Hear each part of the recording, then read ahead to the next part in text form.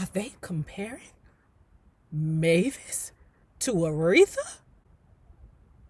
But could there be a comparison? It could. All my life, I've been waiting for you.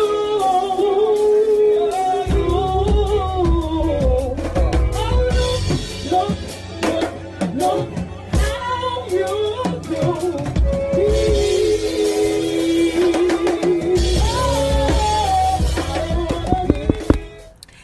Well, hello there, love bugs. Hello there, bellas. If you have not already done so, please remember to like, share, subscribe, and tip your favorite narrator via Cash App at $NayRob on YouTube. And if you are not already a part of this book club, please hit the Patreon link below and or the join button here on the YouTube. And for a small monthly fee of $5, you babies, yes you, can be privy to all the shenanigans before the YouTube gets it, if the YouTube gets it. Now, let's continue reading. Mavis Staples. Mavis was starting to emerge as not just a potent singer, but also a more confident and charismatic performer. Pops was the MC, a mix of preacher, guitar player, musical director, and soothing voice of wisdom. Mavis would play his foil, sanctified emotions personified. She had been watching and learning from performers such as Ruth Davis of the Davis Sisters and Dorothy Love Coates, who would wade into the audience while performing to clasp hands and march down the aisles. It was a type of choreographed spontaneity that brought a physical dimension to what was being sung, and audiences responded in kind, leaping out of their seats, shouting encouragements to the performers, raising their arms in ecstatic celebration. Pause in the draws. Who does that? That Patti LaBelle and that Fantasia. Baby, ain't nothing like getting a rise out of the crowd. And Fantasia and Patti LaBelle have perfected it. Who else, y'all, has that power that is not a gospel singer? Yeah. Teach me something today. They were with C.L. Franklin and Aretha at Mount Moriah Baptist Church again in 1960.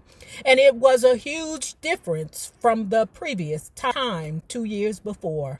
Anthony Hillbutt says, this time it was a full house and Mavis had learned a few tricks. She came down into the crowd and was working them. Aretha, for all her talent, could be cold, somewhat remote and erratic performer. Mavis doesn't do what Aretha does, but she has more charm. Mavis knows how to sell a crowd. If the Staples were just Roebuck and the group, they couldn't have held their own against the powerhouse gospel singers. But with Mavis, they could. She always worked from her heart. Are they comparing Mavis to Aretha? But could there be a comparison? It could. Not because when I think about it, why? Okay, pause. Let me say this. I really do believe. Are they comparing Mavis to Aretha? Is that what this book is saying? I really do believe that maybe if Mavis was to have gone solo, maybe she would have been a viable force for Aretha. But she never went solo. Are they comparing Mavis to Aretha? John Shields saw a similar transformation. He went to Staples' home at 649 East 89th Street to buy 6 tickets at $5 each for a concert at Deuceable High School in the fall of 1960. Ocella, one of y'all told me how to pronounce it, but I'm sorry, I can't remember how you broke it down to me. Ocella and Yvonne were at the high school entrance checking people in and selling tickets. Hundreds were in attendance, and the show was blatantly oversold. Fans not only filled the seats, but packed the aisles and sat on the floor in front of the stage. The South Side was out in force and in its Sunday best. Fedoras, mink stoles, heels, suits, and ties. I had spectator pumps and brown slacks. We were dressed to the nines, Shields recalls. This was a family outing that people took pride in, but people burst out of the finery when the spirit took over. The Staples were the first gospel group that I saw where Mavis and Cleo put a belt around their robes and the back of the robe hung loose. Sheila says they were being creative to change the look of the gospel uniform. This is telling me that they were pioneers of changing the look of a choir. Okay, pause. On one hand, it could have been just to show their figure, because part of the issue with the choirs, especially us black choirs, baby, them robes be hiding the sweet goodness underneath. But you put a belt around the middle so that the positive is accentuated. That's something different. Okay, so it's innovative on one hand, and then on the other, it could be strategic. Remember earlier in the book, it was mentioned that Mavis and her sister wore belts and the little boys would like it. That's not what I said. That's what the book said. The belt gave the robe a form, and you could more clearly see the shape of their bodies. I didn't say it. The book said it. So I'm right. Cleotha had studied dressmaking at Dunbar High School and worked as a seamstress at Hart, Schaffner, and Marks, a business that specialized in tailored menswear. Cleety was an innovator in giving us our looks. We'd go to bridal shops and buy dresses that bridesmaids would wear. Mavis says the chic dress was in style, a straight, loose dress that set us apart on the gospel programs. Pops and Purvis would wear Italian suits, alligator shoes. We wanted to look sharp, but it was the group's investment in its songs that moved the audience and burned itself into Shield's memory. In particular, the fierce exchange between Pops and Mavis on Tell Heaven. It just tore the auditorium up, and people went into hysterics with the call and response between Pops and Mavis, Shields says. Mavis had tears running down her face. Everybody in the auditorium could feel what she was feeling inside. No question about it. God was in the room. The Staple Singers were a gospel group as far as Pops Staples was concerned. But his definition of gospel had some play in it. His own record label said as much in an advertisement for the Uncloudy Day album that ran in the August 31st, 1959 issue of Billboard. A family fivesome. Dad harmonizes with 5 children aged 7 to 25 in stirring spiritual Americana. On the road, the family witnessed the tug of war between gospel and the artistic and commercial lure of secular music play out in front of them.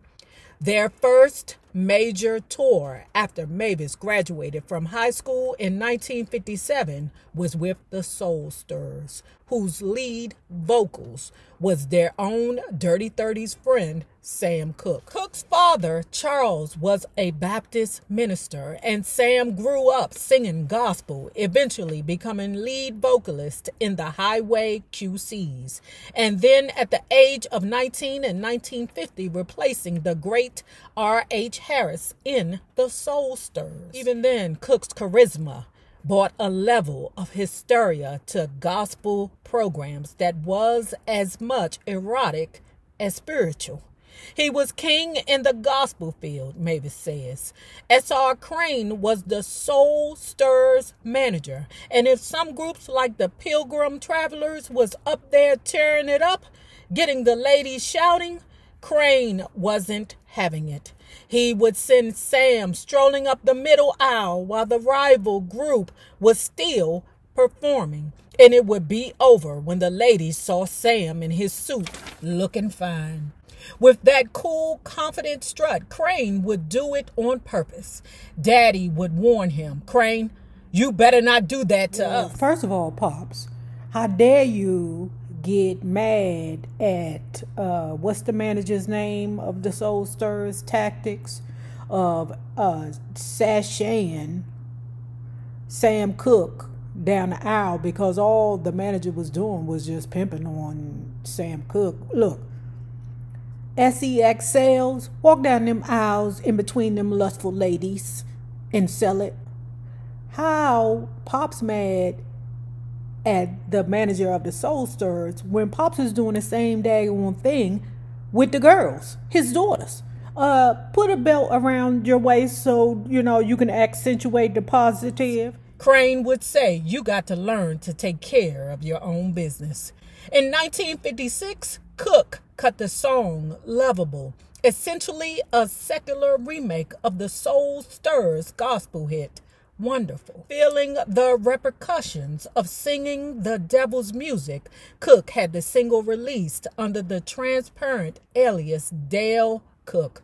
Hardly anyone was fooled, and subsequent Soul Stirrers concerts became forums for gospel purists and Cooke's most ardent fans to loudly express their clashing views. The Staples 1957 tour with the Soul Stirrers was Cooke's last as a gospel singer. Mavis says, Sam got up with the Soul Stirrers and sang Lovable, and those sisters in the audience at Mason Temple in Memphis, a huge place, stood up and shouted at him, "You sit down! We don't want you singing the blues!" They kept on, and Sam just threw his hands up and walked off stage. I didn't see him that night when he went back to the hotel. I knew he felt bad because he loved gospel just as much as the love songs, but the next thing we heard from him was, "You send me," and that was the end of the gospel's days. Purvis and Cleotha were the Staples family members who were closest to Cooke because they had been classmates at Dunbar High School. We were strictly gospel, and I was strictly into it, Purvis says. But I would go to see Sam and Lou Rawls perform after they crossed over.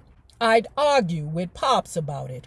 Do you think religion was designated to make pleasure less? If he didn't have an answer, he'd walk away from me, and I'd go to the concert.